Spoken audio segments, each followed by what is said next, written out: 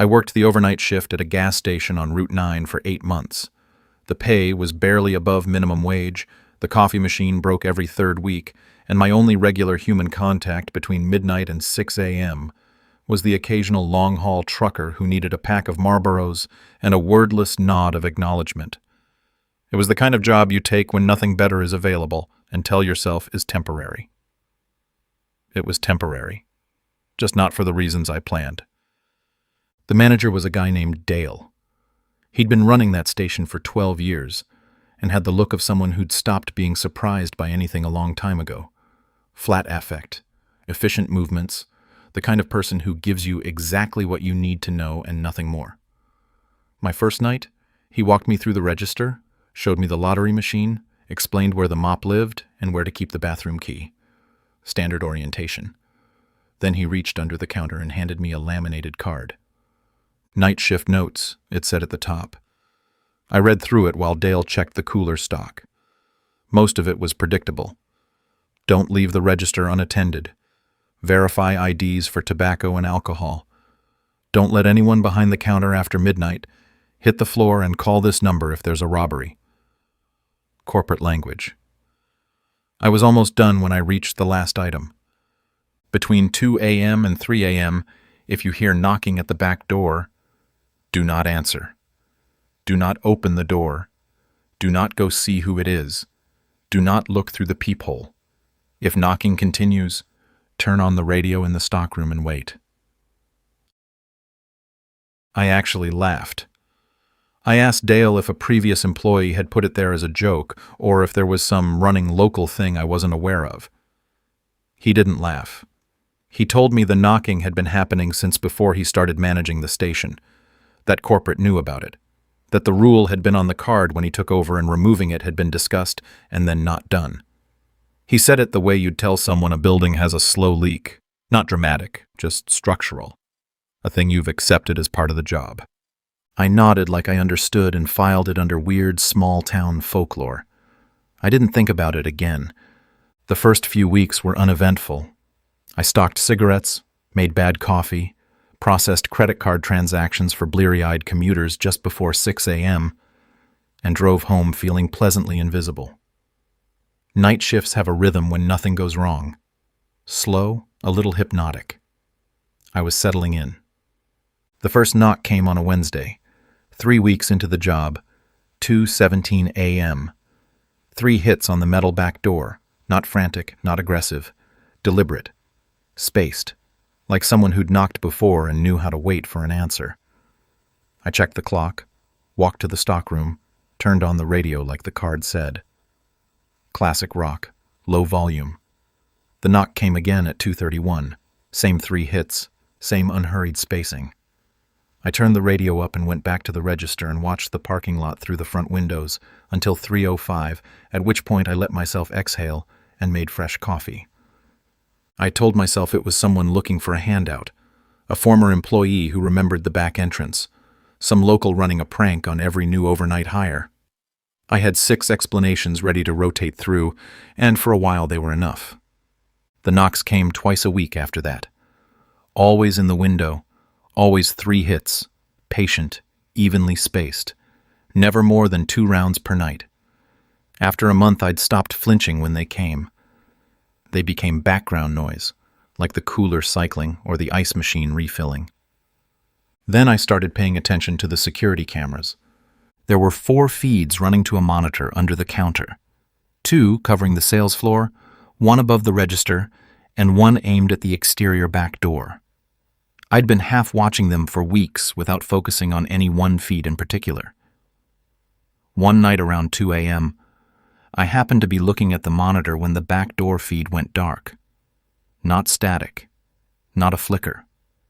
Flat black, like the lens had been covered with a hand. I checked the other 3 feeds. Clear, normal, unchanged.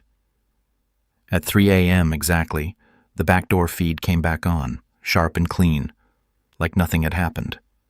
I thought it was a coincidence. The next night I watched for it. 2 a.m., the feed went black. 3 a.m., it came back, both times to the minute. What bothered me more than the outage itself was what it meant about the knocking. If the camera cut at 2 a.m. and the knocking always happened sometime between 2 and 3, then there was never any footage of the door during the window. Not once. Whatever had come to that door every week for however long this had been happening, there was no record of it. No license plate if it arrived in a vehicle, no physical description, nothing. That felt less like a malfunction and more like an arrangement. I went into the stockroom and checked the cable connections. Everything was seated correctly. I called Dale the next morning. He picked up on the second ring, like the call wasn't a surprise. He told me the camera had always done that a service company had looked at it multiple times, that nothing was ever found wrong, and that it wasn't something I needed to worry about. When I pushed, I said that if someone was at that door between 2 and 3, there was no footage, no record of anything. He went quiet for a beat. Then he said, "There's a reason we don't want footage from that hour." He didn't elaborate. I didn't push further. I sat with that for the rest of the week. About a month later, I broke the rule. I need you to understand I'm not impulsive. I had spent several shifts carefully rationalizing my way to it. The camera issue had a technical explanation I hadn't found yet. The knocking was a person.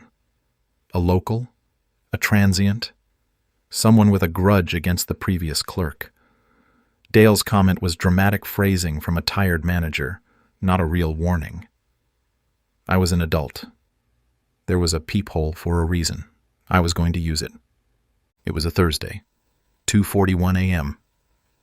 3 knocks, same as every other time. I waited 30 full seconds of silence after the last one to make sure no second round was coming.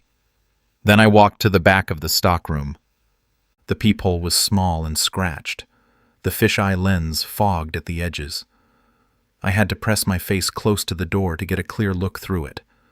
I put my eye to it and looked. There was no one standing at the door.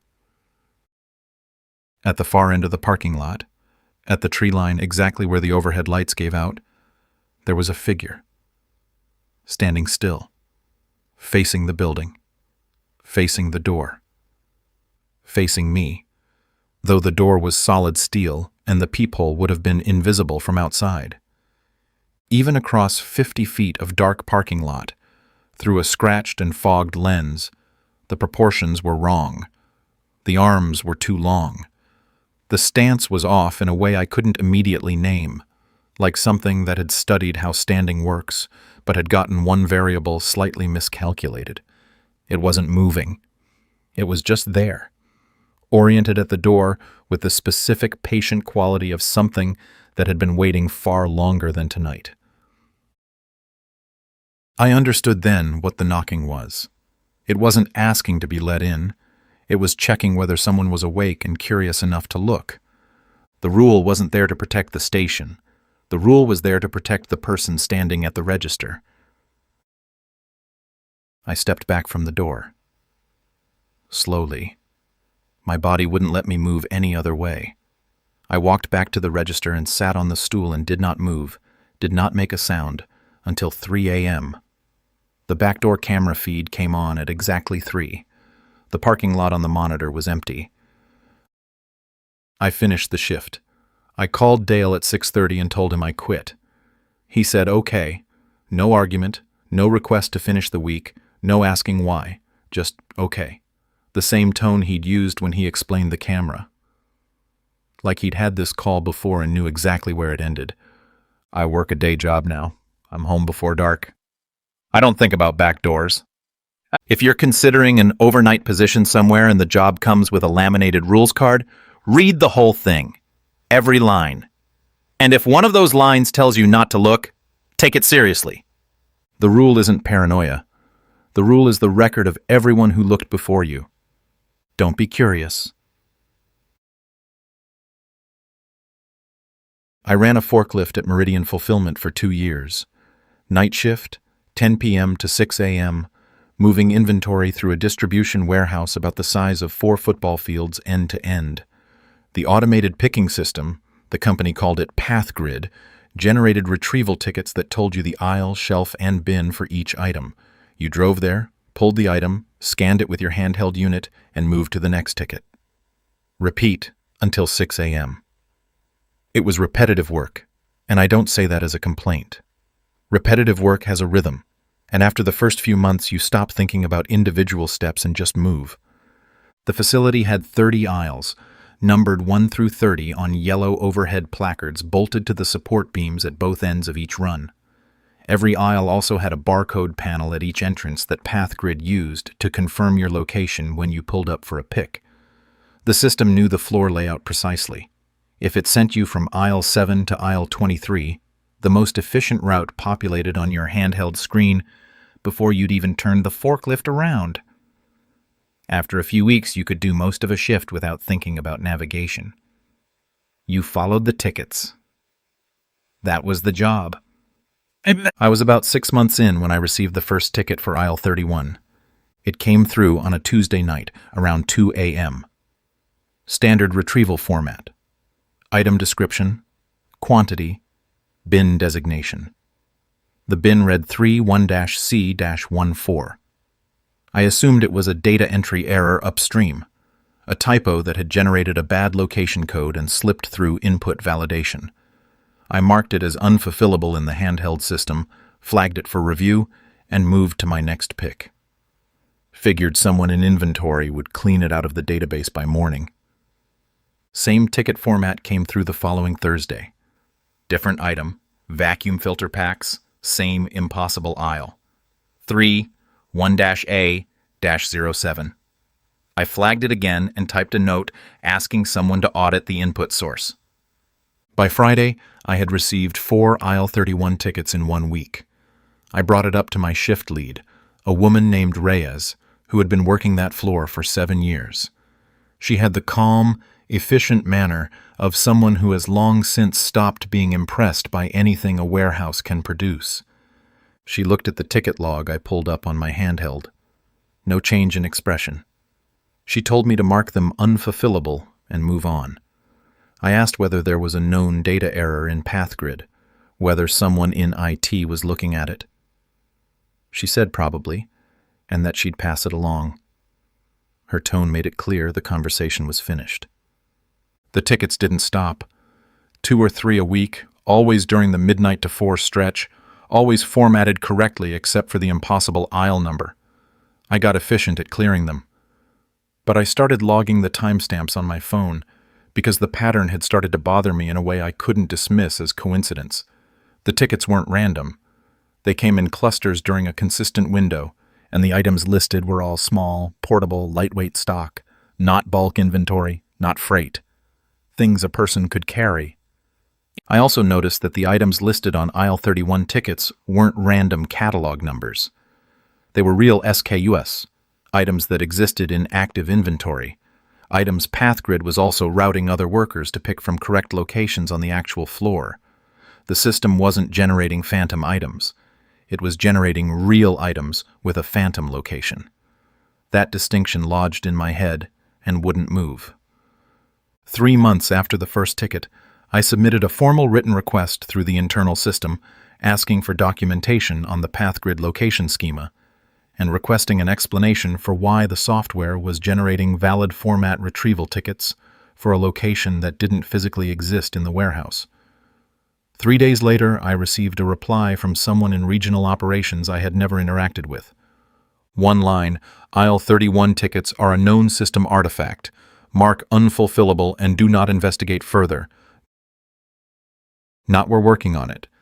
Not thank you for flagging. Do not investigate further. I showed it to Reyes. She read it and handed my phone back. She said, do what it says. And then she said something I've thought about a lot since. She said, some things get left alone because leaving them alone is the agreement. I asked her what that meant. She picked up her clipboard and walked away. After that, I started paying attention to the south wall when my picks took me near it. Aisle 30 was the last aisle, the southernmost run, ending at the loading dock wall. Solid poured concrete, 30 feet high, forklift scuff marks at the base where older drivers had clipped it before the guide lane paint went in. The loading dock infrastructure was built flush against the outside. There was physically no room for another aisle. The geometry was not ambiguous. One night I drove to the end of aisle 30 and stopped the forklift, sat there with the engine idling and looked at the wall. I had passed that section probably 300 times by that point. I noticed for the first time a utility panel mounted at shoulder height. Gray metal box, standard industrial. The kind of thing that disappears into warehouse infrastructure the moment you stop looking directly at it. There was a barcode on it. My handheld scanner was already in my hand from the last pick. I got close enough to read the label format on the barcode. It matched the bin barcode format path grid used for location confirmation.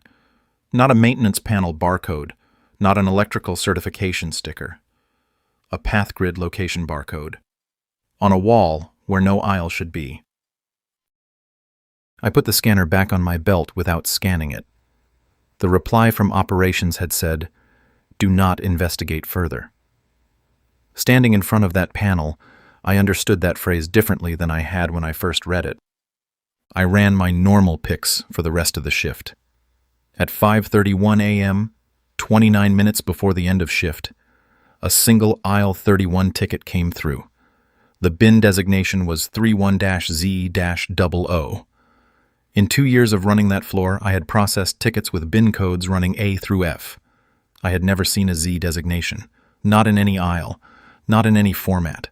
I marked it unfulfillable and sat in the forklift at the charging station and looked at the timestamp.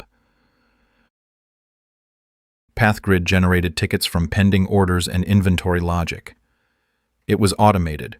It had no awareness of shift workers' locations on the floor. There was no input mechanism that would tell the system where I had been standing 40 minutes earlier. There was no logical connection between those two things. I am not saying the system knew I had been there. I am saying I cannot construct a sequence of events in which those two things are unrelated. And I have tried.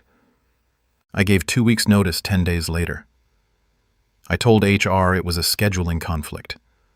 I don't know what's behind that utility panel. I don't know what the Z designation maps to, or what would have been at 31-Z-00 if someone had tried to fulfill that ticket. I've built the mundane version of this story and run it in my head enough times that I can almost make it stick. System artifact, corrupted schema entry, coincidental timing. But the reply from operations didn't say, "There's nothing there." It said, "Do not investigate further." Those are different statements, and whoever wrote it chose their words. If you're running night shifts in a large warehouse, and the picking system starts sending you somewhere that doesn't exist on the floor plan, mark every ticket unfulfillable and don't go looking. Don't walk to the end of the last aisle. Don't read the barcodes on things that shouldn't have barcodes. Whatever the system is routing toward, the people who know about it made a decision about who gets to find out what it is. You're not on that list. I've serviced elevators for 11 years. Hydraulic units, traction cable systems, machine roomless installations, everything from residential 2-story lifts to hospital freight elevators rated for 1,000 pounds of equipment. The work is invisible to most people. An elevator either functions or it doesn't, and when it doesn't, someone calls me. I've been in more elevator shafts at 3 in the morning than I can reasonably count, and I've been alone in a lot of them. I want to be specific about that because elevators have a reputation among people who don't work on them. Confined space, slow movement, the particular silence when the car is between floors. People find them unsettling. Techs, as a rule, don't. After enough service calls, you stop registering a moving car as anything other than a mechanical system doing what it's built to do. Something goes wrong, there's a cause. The cause is always in the machine somewhere, and it's always findable if you know where to look. That's been my experience for the better part of a decade, and it used to be something I believed without qualification. Every formal certification program I completed covered the standard emergency procedures: loss of communication in older shafts, door release failures, overshooting a landing, what to do if a car stalls between floors. But there is one procedure passed down informally, tech to tech, that is not in any certification manual I've encountered. My mentor gave it to me on my first solo call. and I've given it to every junior tech I've trained since. If you are alone in an elevator car and the floor indicator shows a number that does not exist in the building, higher than the top floor or lower than the basement, you get off at the next floor that opens. You do not wait. You do not try to diagnose it from inside the car. You do not pull out your phone. You get off. I asked my mentor where the rule came from. He said he didn't know, that it had been given to him the same way, passed back through the trade further than either of us could trace. He said he had never met a tech who ignored it and came back with a story that wasn't worth taking seriously. I treated it the way I treat other informal protocol, with the respect you give to knowledge that survived because the people who had it paid a real price to get it.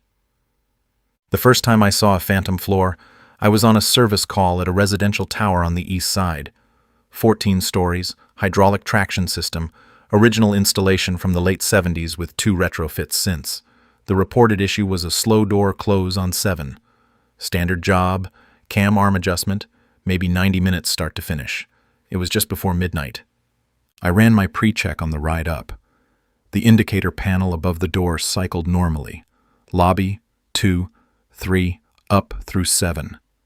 I stepped off, assessed the door mechanism, made the cam adjustment, confirmed the close timing was within spec. Clean job. I started the car back down. The car stopped at 4 without any input from me. The doors did not open. The indicator held on 4 for about 3 seconds. Then it changed. The number on the panel read 17. This building had 14 floors. I had been to the 14th floor earlier that same evening during my initial inspection. 14 was the top. 17 did not exist. The car was stationary. I could feel it, no vibration, no movement in the cable. But the indicator panel was reading 17. I stepped off at 4. The decision didn't feel like a decision in the usual sense. My legs were moving before I'd finished processing what I had seen. I took the stairs down to the basement, went to the machine room, and pulled the diagnostic log from the controller. The log showed a clean trip. Every floor, every stop, all parameters within tolerance. It showed my exit at 7, the door adjustment cycle running on schedule, the return car call initiated from the lobby panel. It did not show an unscheduled stop at 4. According to the system record, the car had traveled directly from 7 to the lobby without interruption. No anomalies flagged. No errors logged. I pulled the indicator panel records separately.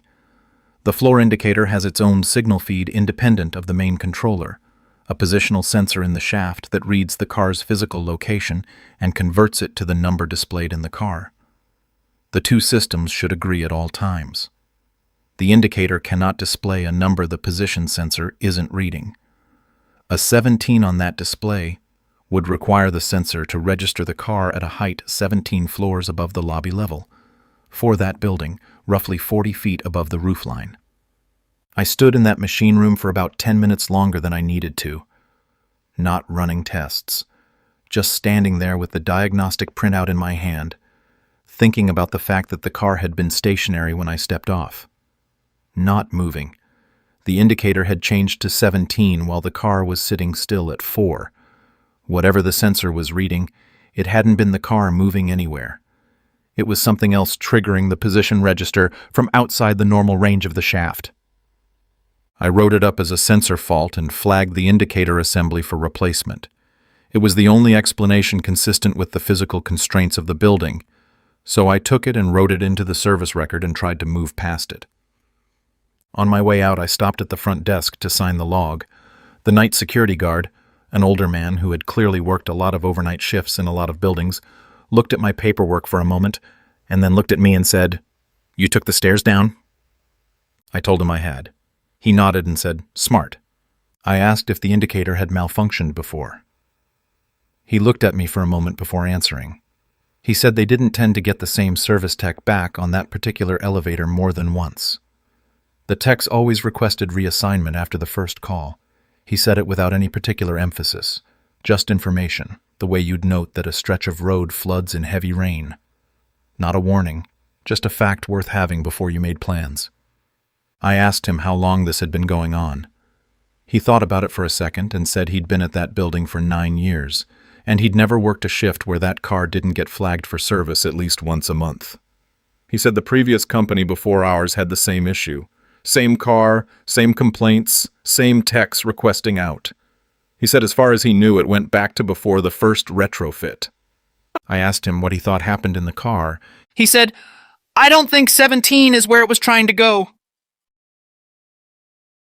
He left it at that and went back to his log. I put in for a territory reassignment the following week. My supervisor processed it the same day. In our company, that approval normally takes 3 to 5 business days, sometimes longer if the request doesn't have a documented operational reason. Mine cleared in under 2 hours. I found out later it hadn't gone through the standard approval queue at all. It had been routed manually and expedited by someone above my supervisor.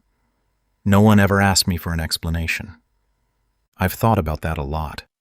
About who saw the request and what they would have needed to know about that address to move it that fast without asking any questions. I don't ride in elevator cars alone late at night unless I have to, and when I have to, I watch the panel. I've seen 2 more anomalous readings in 11 years. Both times I was off the car before the number finished changing. Both times I didn't look back to see what the car did after I stepped out. I made a decision early on that I didn't need to know where those cars were going, and I have kept to it.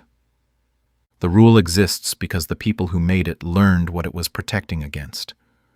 That's how the good ones get written. Not from theory, but from what someone lived through to pass along. If you're ever alone in an elevator and the number on that panel is impossible, get off at the next floor that opens. Don't document it. Don't wait to see what happens next. Step off and take the stairs the rest of the way. The stairs are slower. The stairs are worth it. I got hired on the overnight stock crew at a big box hardware store 3 weeks after I graduated high school. The hours were 10 p.m. to 6 a.m., Sunday through Thursday, and the work was exactly what it sounds like. Moving product from pallets on the back dock to the shelves on the floor before the store opened at 7. Repetitive. Quiet. The kind of work that teaches you to move on autopilot faster than you'd expect because your hands learn where everything goes before your brain even catches up. My trainer was a woman named Cortez. She'd been running overnight freight there for 4 years, long enough to know the inventory by memory and every shelf label without looking. She walked me through the dock, the stockroom, the freight elevator, how to read a pallet manifest, how to use the floor scanner to confirm a SKU against its location. Efficient, professional, thorough. She didn't waste words.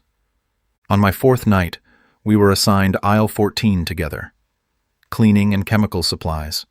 Long aisle, cold fluorescent overhead, that specific hospital chemical smell of industrial floor cleaner that you never fully stop noticing regardless of how many hours you spend around it. I was about a third of the way through the section when Cortez stopped her cart and said, without looking up from her clipboard, "You see that?"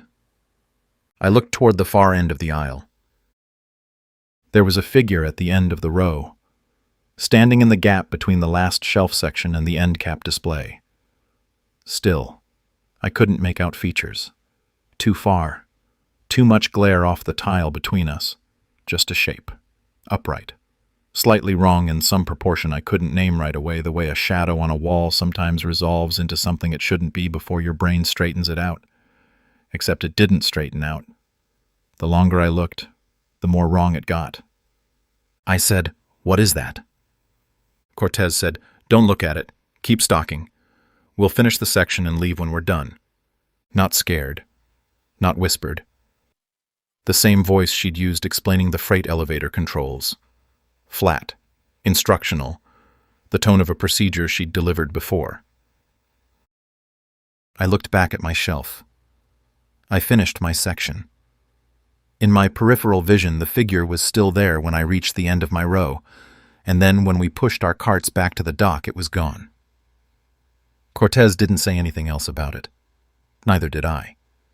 I asked a coworker named Hatch about it the following week. 7 years overnight, the longest tenured person on the crew. He said, "Yeah, aisle 14. Don't go down there alone after 2 a.m. I asked why specifically 2 a.m. He said he didn't know. Said it had been that way the whole time he'd worked there, and the previous overnight manager had told him the same thing his first week. I asked if anyone knew what it was, and he said no, and that the people who'd pushed on that question didn't tend to keep coming in. I asked what that meant. He picked up his box cutter and went back to his pallet. That was the whole policy. No written rule, no incident report, no posted notice. Just a piece of information that moved from experienced crew to new hire the same way all the informal safety knowledge does. Someone tells you before you find out on your own. I saw the figure maybe 8 or 9 times over the following months. Always aisle 14.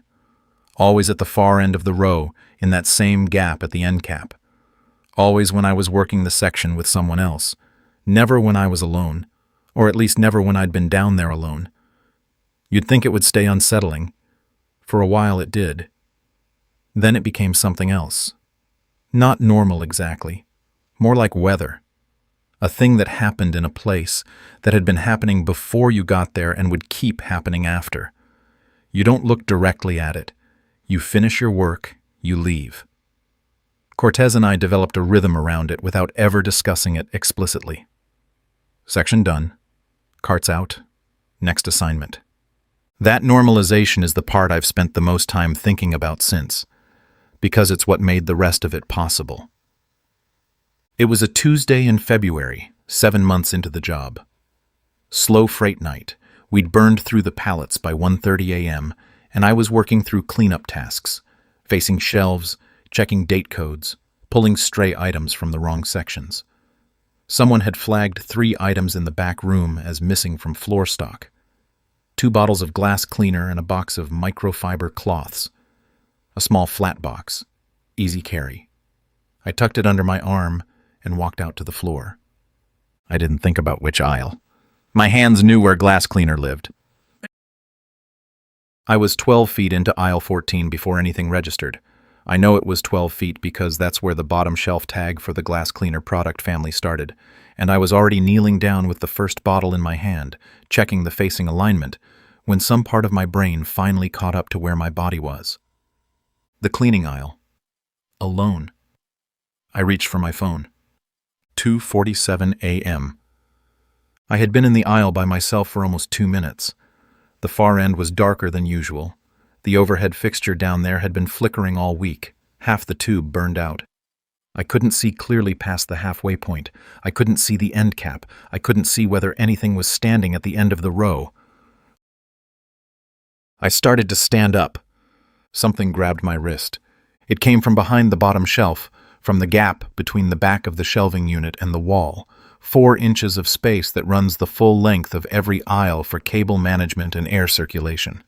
4 inches of dark that I had never once thought about in 7 months of stalking that floor. The grip closed around my wrist and it was cold and it was wrong, and I cannot be more specific than that because my mind didn't process the specifics in real time. I remember cold. I remember the pressure was in the wrong places, too many points of contact or the angle of the fingers was off. Something that made the grip feel less like a hand and more like something doing an impression of one. And I remember that it did not pull. It just held. The way you might hold someone's wrist to make them stop moving. I screamed. I threw myself backward into the opposite shelf, and the box of cloths hit the floor. And I was running before I'd straightened up, half crawling, and then on my feet, full sprint toward the entrance of the aisle, and I did not look back. I did not look at the end of the row. I made a decision in that moment that I have kept ever since. I don't need to know what was there. I called my supervisor from the parking lot. I told him I was done for the night. He asked if I was sick. I said yes. I never went back in. I have a desk job now. I work in an office with windows, regular hours, and no pallets. I don't miss overnight freight. But when I go to a hardware store or a grocery store or anywhere with shelves, when I need something from a bottom shelf, I crouch down first and I look at the gap at the back before I reach in. Not at the price tag, at the 4-inch space between the back of the shelf and the wall. I check whether the dark back there is just dark, or whether something is in it. My wife has noticed. I told her it's a habit from the stocking job, from always checking facings and alignments. That part is even true. What I haven't told her is why I'm really checking, what I'm looking for each time. What I already know can fit in 4 inches of dark, in the back of a bottom shelf, waiting without moving, waiting for someone to kneel down close to the floor. The rule was there because someone learned it before I did, and they passed it on to keep me from learning it the same way they had. I'm passing it on now for the same reason. Don't go down the aisle alone after 2 a.m. And if you forget, if you're tired, if it's the end of a long shift, if your hands just go where the work is without asking your brain first, check the clock before you kneel down. Because it doesn't announce itself. It doesn't make a sound. It just waits in the dark at the back of the shelf, and when you get close enough, it reaches out and it finds you. And then it holds on. If something spooky has ever happened to you, or if you've got a story you want to share, send it in to stories@silasdarkwood.com. If you're still with me, there's another set of creepy stories on your screen, just waiting to give you another chill.